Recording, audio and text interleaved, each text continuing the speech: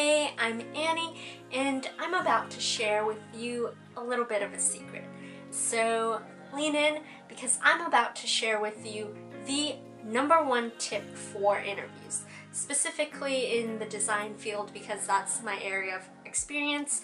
But what I will say is that I think it's applicable to any types of field. So what's that secret, you might ask? Well, that secret is, drumroll please, stories.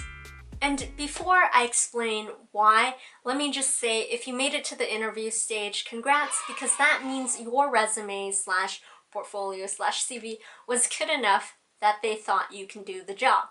But here's the thing. Nobody gives a job to, a good portfolio, good resume, good CV slash pieces of paper, let's call it that. What they do give it to is a person, right?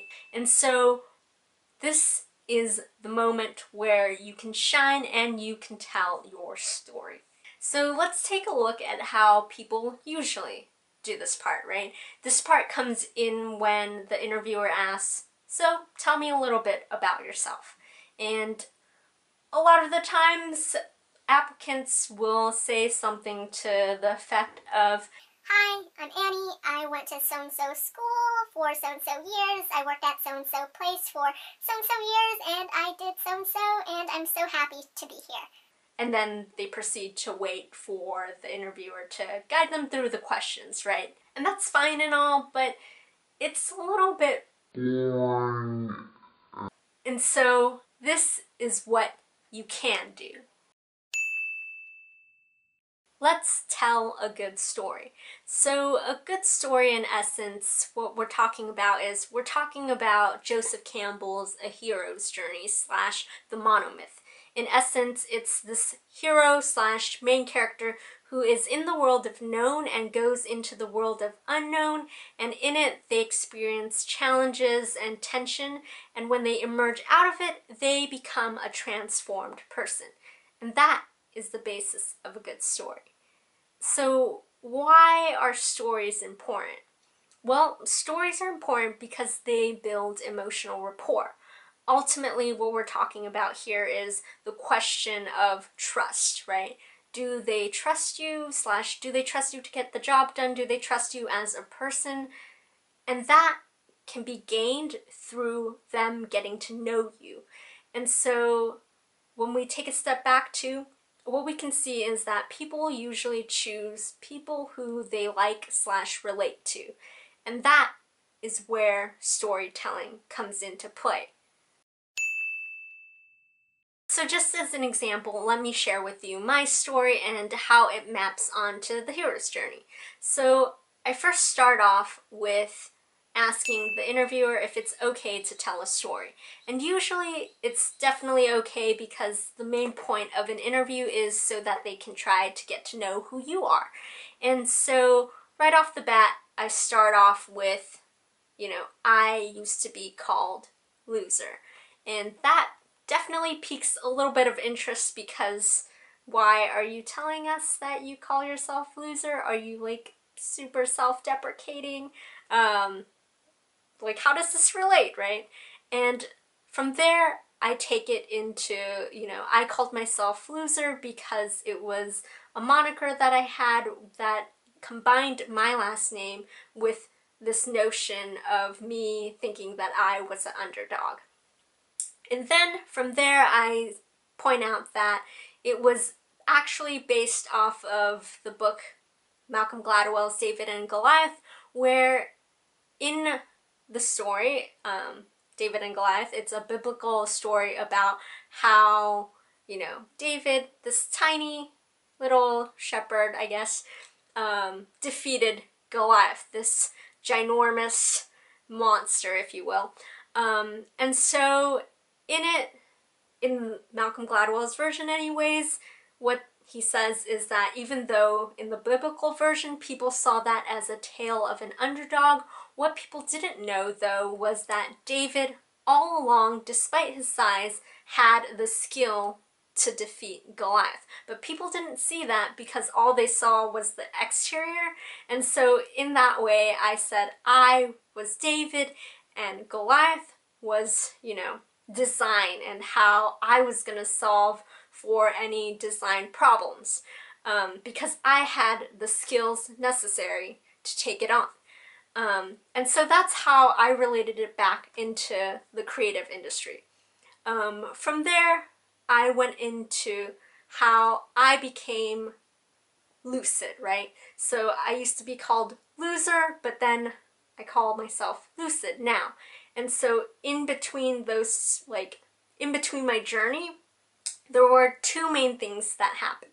One was this letter incident that I'll briefly describe, which was I sent a letter to my crush, and my then crush anyways, did not say anything back. I made it relatable because I showcased a side project that I did based off of the experience. And in my side project, it showcases that I could initiate my own projects. And it also showcased who I was as a person because it gave a little piece of personal information to them. The second thing was that I, post-grad, was laid off from my first job. And at the time, all my friends anyways said, you know, if you can make it in New York, you can make it anywhere. And I totally felt that was true. And so when I got laid off, that reality shattered. And so it was me grappling with the thought of, well, if I didn't make it here, does that mean, here as in New York, if I didn't make it there, does that mean I can't make it anywhere? And so it was me grappling with those emotions and essentially showcasing to the interviewers that I could deal with hardships / this is how I deal with it.